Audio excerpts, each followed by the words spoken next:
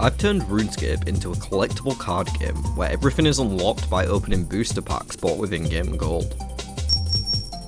There are 5 booster sets ranging from Novice to Grandmaster, which contain every quest, skill, minigame, boss and achievement diary in the game, and until I buy myself some packs, I'll have access to none of them.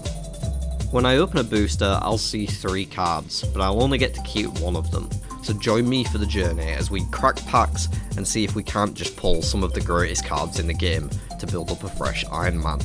Welcome to CCGscape. Hey there everyone, just a little bit of housekeeping to do at the top of this one. First of all, thank you for the amazing response episode 1 got. I actually filmed this episode before episode 1 went live, so unfortunately I didn't see all the feedback when this was recorded. Just keep in mind that there's going to be changes taking place to the way that cards are obtained. After recording this episode especially, I understood that there were some issues with the system I was using, but I still progressed the account using that system for the entirety of this video. Just keep in mind that at the end of it, I'll be announcing some changes to the way cards are unlocked, and I'll also be retroactively removing 2/3 of my entire collection. So don't worry about the fact that I go absolutely nuclear on the packs in this video. It's all gonna get fixed. Enjoy the video.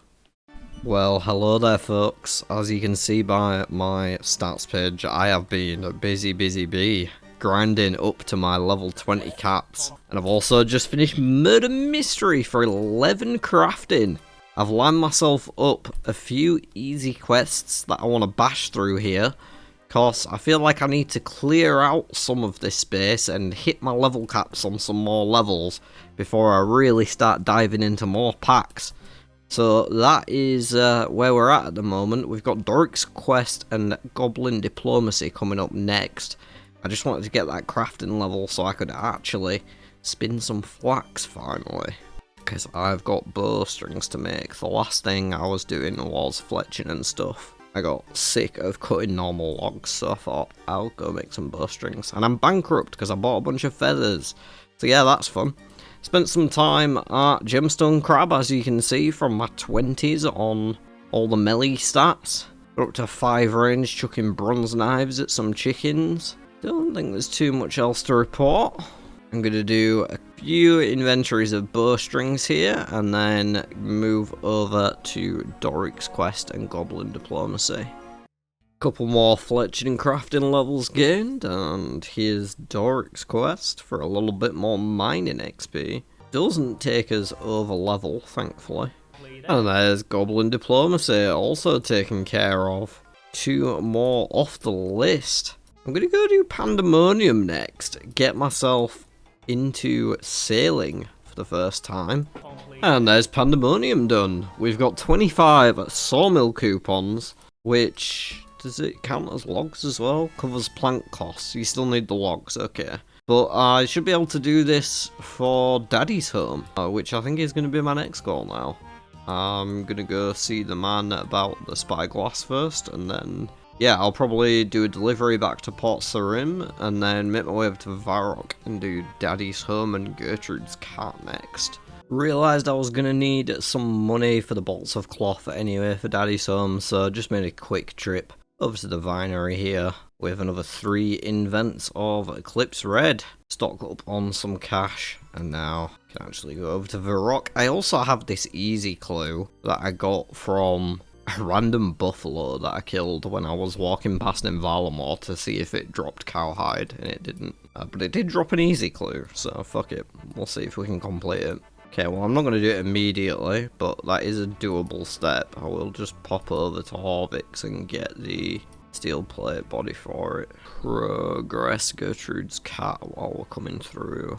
And we now have our own house. That was Daddy's home completed. Gonna go and do the museum quiz next before turning in Gertrude's cat, which has also all been progressed. Got way more nails than I needed in case I wanted to make some ship upgrades at some point. There's the museum quiz done. And there's Gertrude's cat. We have a little white kitten. And 13 cooking. I think I want to get some more packs. There are a ton of things in here that could be really handy to get hold of in the intermediate tier. Like, I'm not aiming for any one thing in particular. I just kind of want to get something to give me a bit more forward momentum now that I've just crossed a few of the more interesting quests off the list. So I'm just going to go with one for the minute, and we'll see how we feel after we've opened it. Here goes. Slice of ham, blast furnace, candor and easy. Okay. The depths of despair, the night sword, and rat catchers. Oh, I've kind of been hoping for more levels, to be honest. We haven't been getting as many skills as I'd like, but I suppose there's only, 24 skills in this whole deck, so I really was hoping to push up some level boundaries. Well, I did some thieving for a bit, up to 15, there's sheep herder, and now I've got a couple of quests just to turn in for some GP rewards. Sheep herder there for 3k and another 2k coming from Hazeal Cull along with a little bit more thieving XP. I think the plan is honestly to just keep buying packs as soon as I can afford them until we get some higher level skills, because I'm not going to get very far with max 20 on literally everything. There we go. There's 2 more quests on the sheep herder and Hazeal Cull cleaned up. See you later, money. Broke once again. Here goes. Okay. I can't complain, I got 2 skills. We got the Lost Tribe as well, actually. And Herblore 21 to 40 is not going to make me any money. I really was hoping for something that could make me money, because I'm sick of rinsing the wines. I don't just want to spend an entire account doing Red Eclipse to buy booster packs. That would just defeat the whole object. Well, this fight has taken an absolute eternity, but it looks like the Sour Hog is finally going down. There's the 5k reward, perfect amount for a booster pack. Gonna just go finish up the quest, get my first Slayer task off Spreer just to see what it is, and then go hand in Cook's Assistant while I'm near Lumbridge before I get to LMS for that pack. There's Porcine of Interest, takes up to 13 Slayer. Yes, I'd like a task. Ice Fiends. I don't even think they have drops. There's Cook's Assistant. Right, well, I have come up with sort of a plan. I don't know how good it's going to be, and it does involve over-leveling skill. Well, the first step is getting to 20 crafting. And then I am going to stand at the Alcarid Gem Store and cut sapphires. Yeah, I'm just going to cut sapphires, make some money from it. Maybe stop when I get to 10k or something, and then go buy some packs. Rinse and repeat until we get a skill that we can use to make money that isn't cutting sapphires. Something that's better, you know. If you're wondering why I'm making linen yarn, it is simply because it was 1 XP more. Oh, please don't let every world be bought out. I mean, I can go to Aldering and try that, but no. Oh.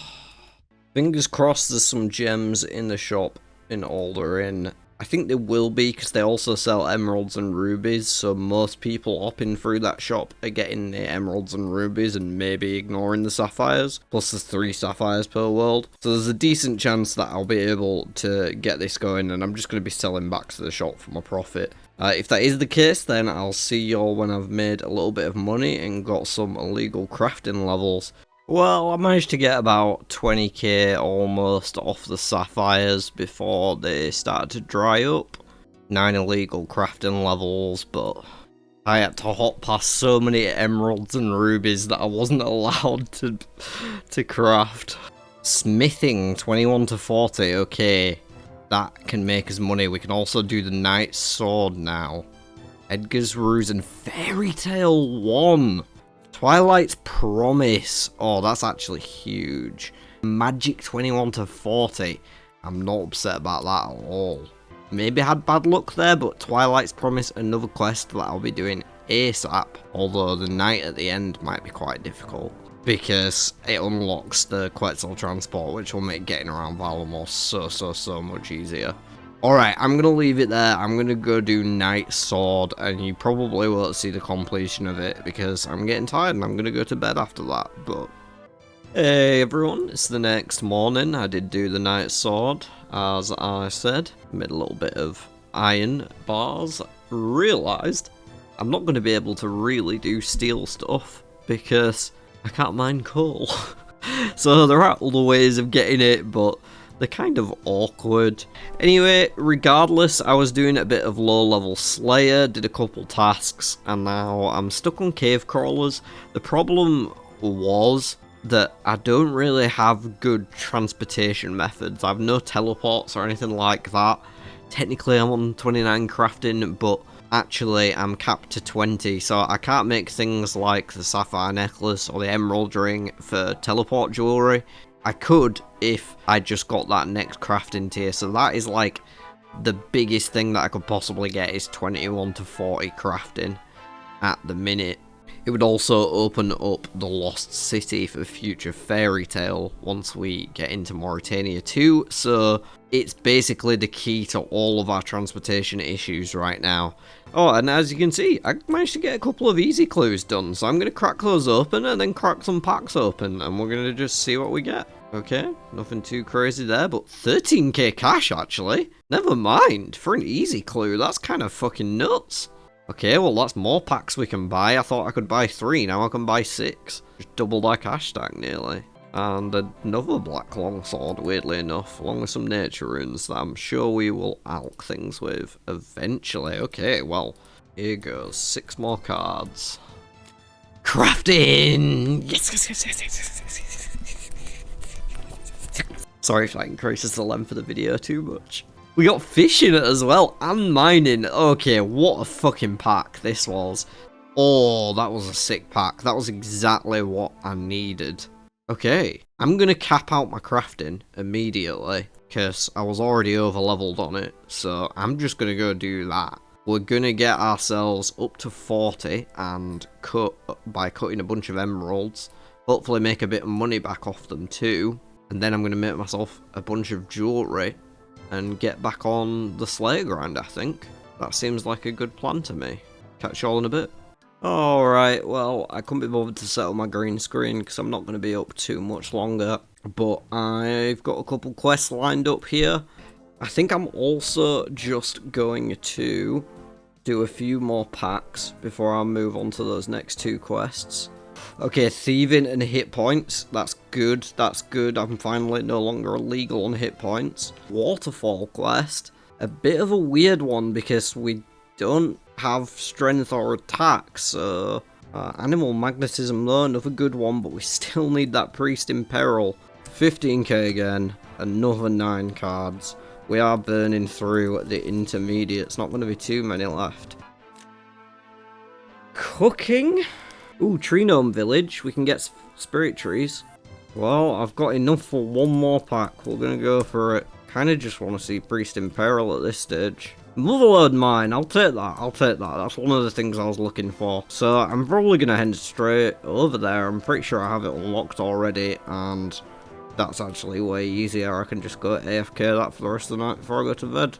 Morning, everyone. Just about to finish Elemental Workshop 1 here. There's some crafting smithing XP. Currently trying to get up to 40 so I can smith gold. I had exactly 1 bar from, I think, Goblin Diplomacy maybe? So I made it into a games necklace to get over here in the first place. But yeah, I need to make more gold. So currently trying to get smithing up to 40. The mining has overcapped.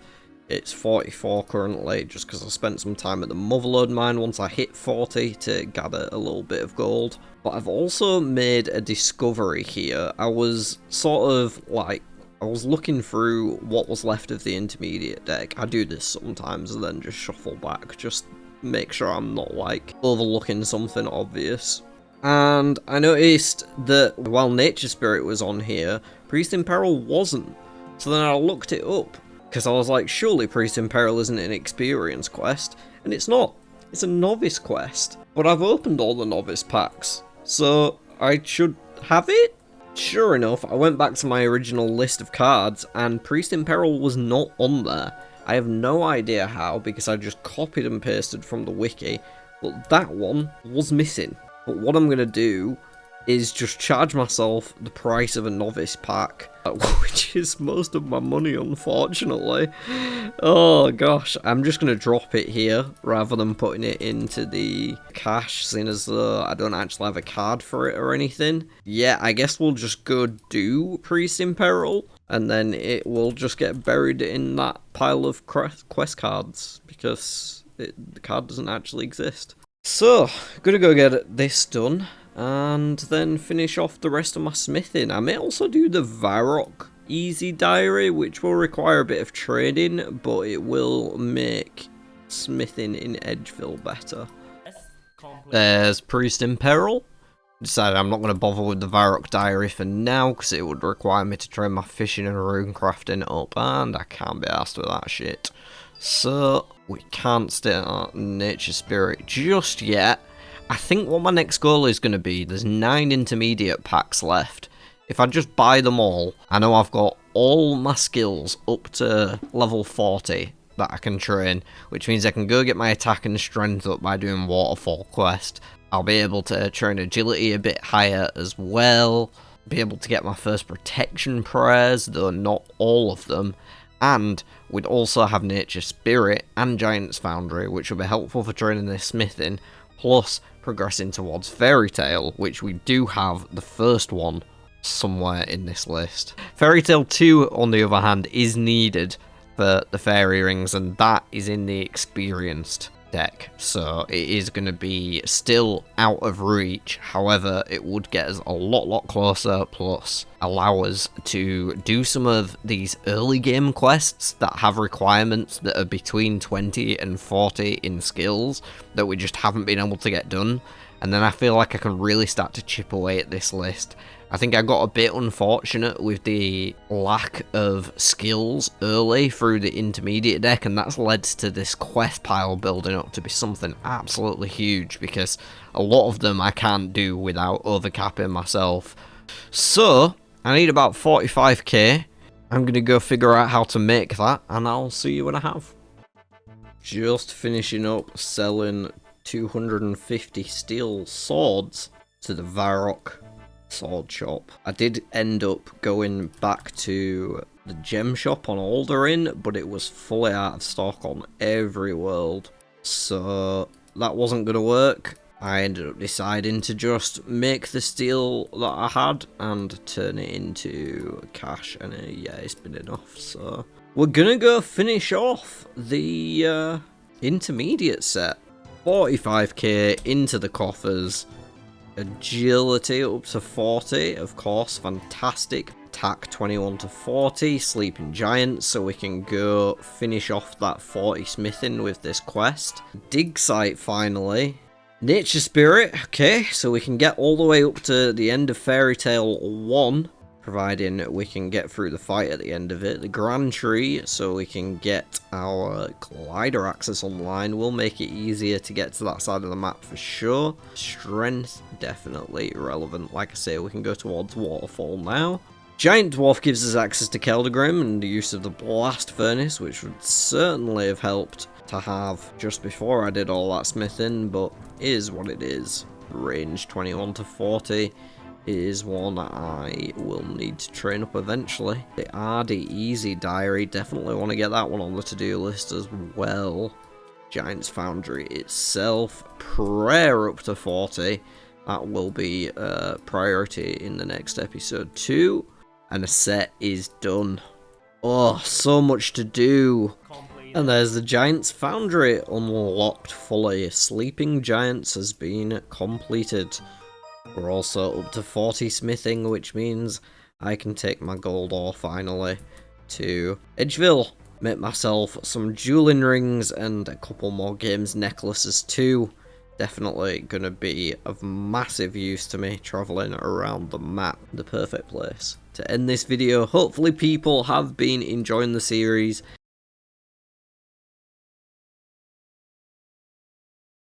Stop, criminal scum. Hey Lisa, what are you talking about? You have been stealing from the pack machine. What? No, I pay the fees, take my 3 cards, and skip away happy. You're supposed to take just 1 card and return the others. Oops. I have confiscated 2/3 of your collection. Please do not steal again from your friendly local game store. My bad, Lisa. So, all jokes aside, I just wanted to explain what this actually means and where we will be at with these new rules applied, because this is how episode 2 ended, and that is not okay. That is way too much stuff unlocked, as lots of you have said in the comments of the first video. So, we're going from this to this. And as I'm sure you can see, it is so much more manageable. It's going to be easier to look at. We've still got cards left in all of the packs now. And yeah, less levels too. So I'm just going to quickly go over what cards I have kept effectively. And I'm aware that this isn't as good as if I'd been using the rule from step 1. I definitely got the benefit to cherry pick a bit more what I kept and what I put back. But it was mainly based purely on things that I had already used within the first 2 episodes. I just kept all those and then a few extra things that I'd also mentioned to make the counts right, so that I kept 1/3 of the cards and put back 2/3. Discounting the Gnome Child bargain bundle from being returned, that is. So, here's where we're up to. We've got 21 to 40. Attack, hit points, mining.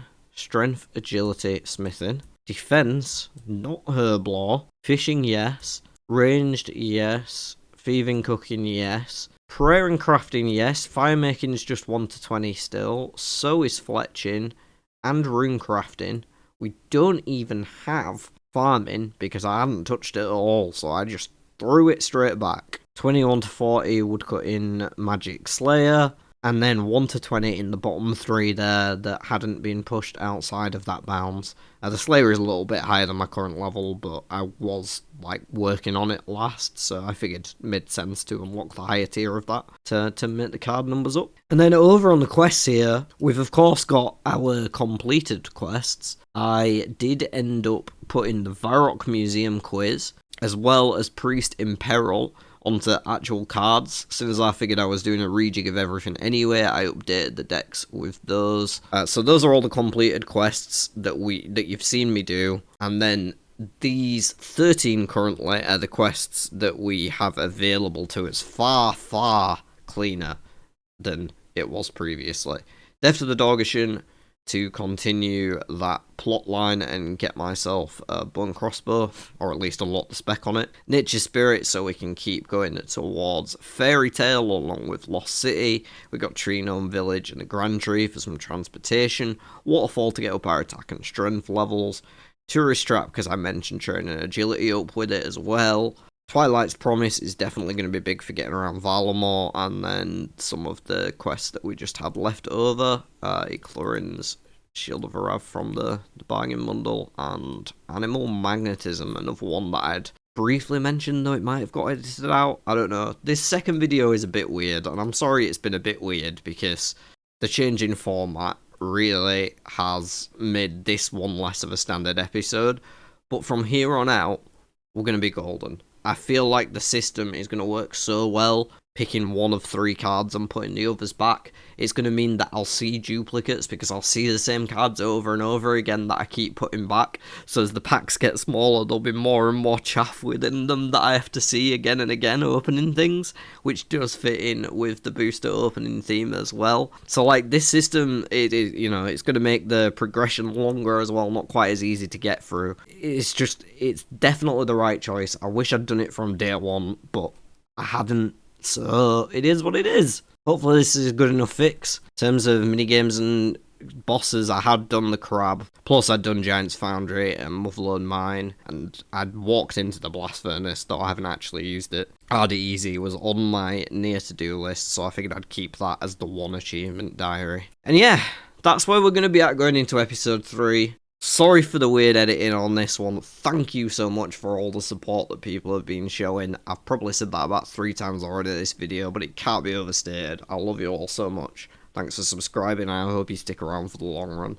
With all that being said, don't forget to look after yourselves, be lovely to one another, and I'll see you on the next one.